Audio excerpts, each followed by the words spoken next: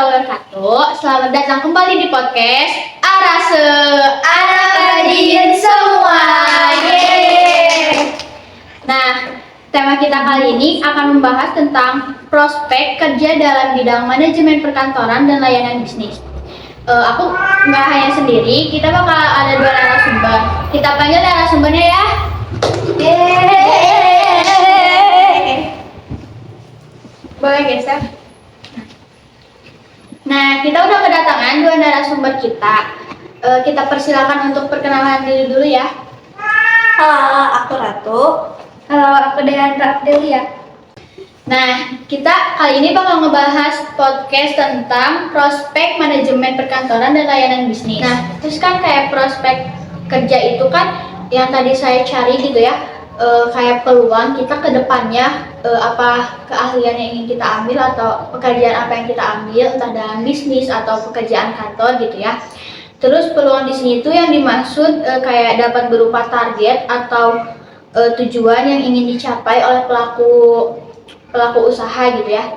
Prospek itu kan peluang berarti sangat penting banget bagi para pembisnis entah pekerja gitu ya, kayak untuk memberikan informasi terus yang bermanfaat bagi perusahaan dalam mengembangkan strategi marketing atau strategi pemasaran yang tepat. Oh iya, akhir-akhir ini kalian lagi sibuk apa sih? Terus sebelumnya kalian kelas berapa sih?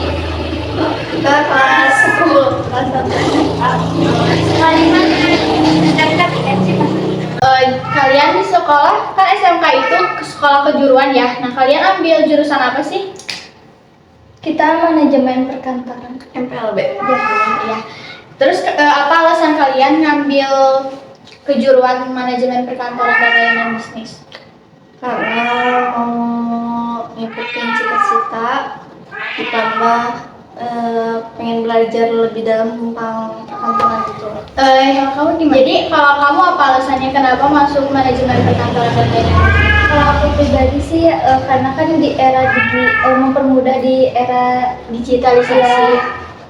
Oh gitu ya. Nggak karena tuntutan orang tua. enggak dong. Terus biar gak lama-lama kita lanjut aja gitu ya. Aku pengen nanya apa sih yang kalian tahu tentang manajemen perkantoran? Menurut aku, manajemen perkantoran aktivitas yang atau kegiatan ketatarusahaan dari suatu kantor. Menurut aku kayak gitu. Mungkin sama gitu ya dari Diandra juga kayak gitu pengertiannya. Terus Oh, berarti menurut Diandra juga pasti sama gitu ya pengertiannya. Terus kayak bagaimana sih cara menemukan prospek kerja itu dalam bidang perkantoran manajemen? Menurut aku dengan cara melakukan riset pasar, seperti memanfaatkan informasi yang ada, terus bisa juga dengan menggunakan media sosial dengan memanfaatkan era digitalisasi. Terus menurut aku satu lagi kayak menggunakan database pelanggan. Kalau menurut kamu gimana? Kalau menurut aku bisa menggunain networking, memanfaatkan di era digitalisasi ya. Terus menggunain juga iklan, terus sama di era Digitalisasi ya. Berarti kayak prospek kerja itu mah jauh dari kayak digitalisasi dan informasi yang kita dapatkan gitu ya. Nah, terus kan tadi kalian udah bilang gitu kayak gimana sih cara mencari prospek kerja gitu.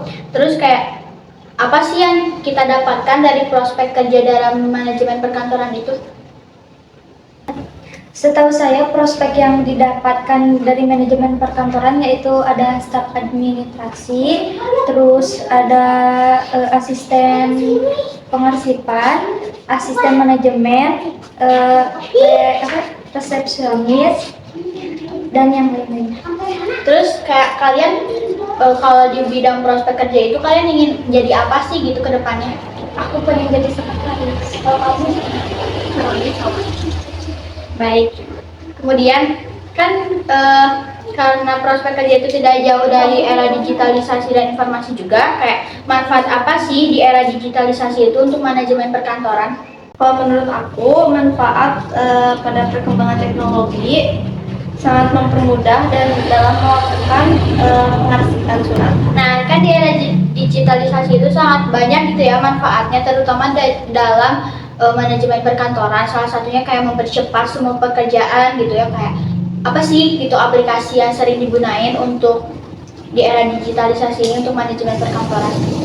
Menurut aku kayak ada Word, terus Excel, jadi PowerPoint, apa lagi?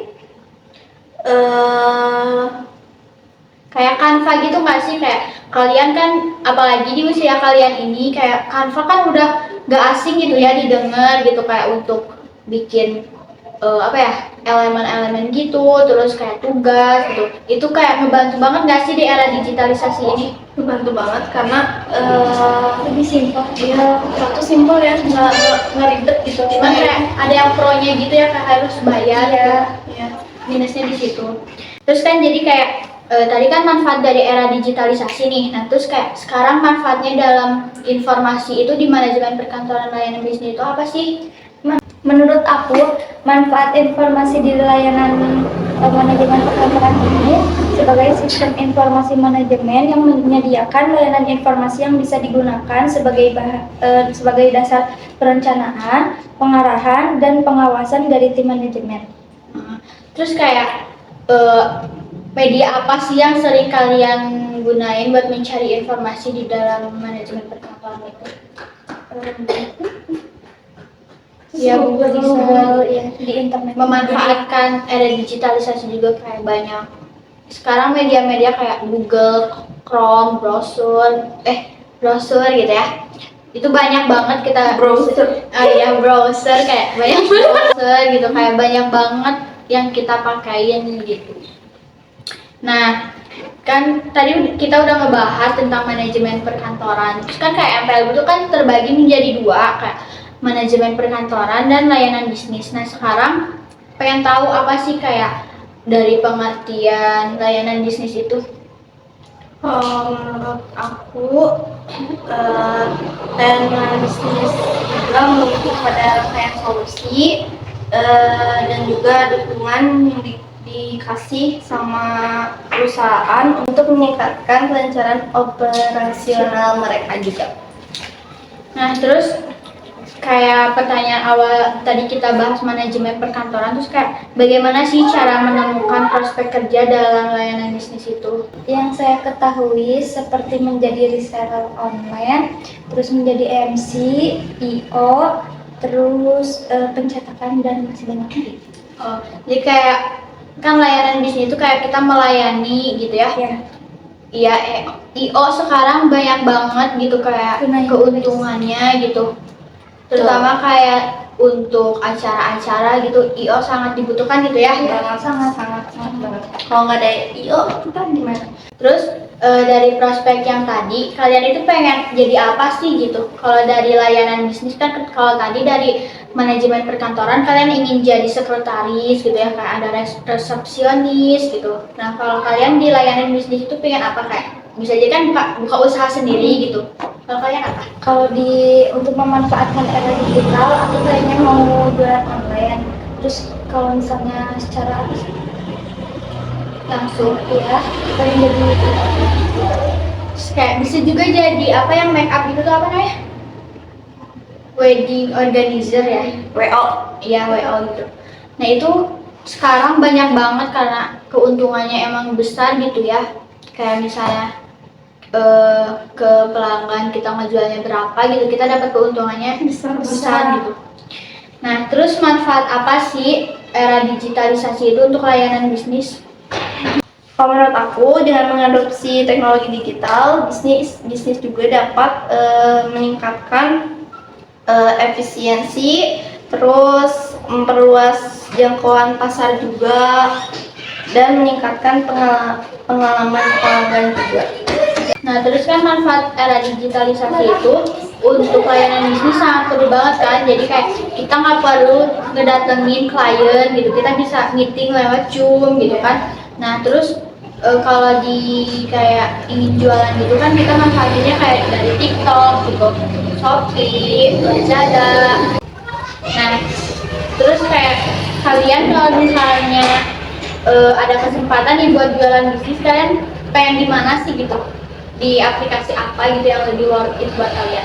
Kalau bisa sih semua kita masukin. Kalau bisa sih kayak semua aplikasi kita coba buat biar kita nama workshop kita terkenal juga, biar pada tahu. Karena kan setiap orang tuh beda-beda ya punya aplikasi pembelanjaannya, entah di Shopee.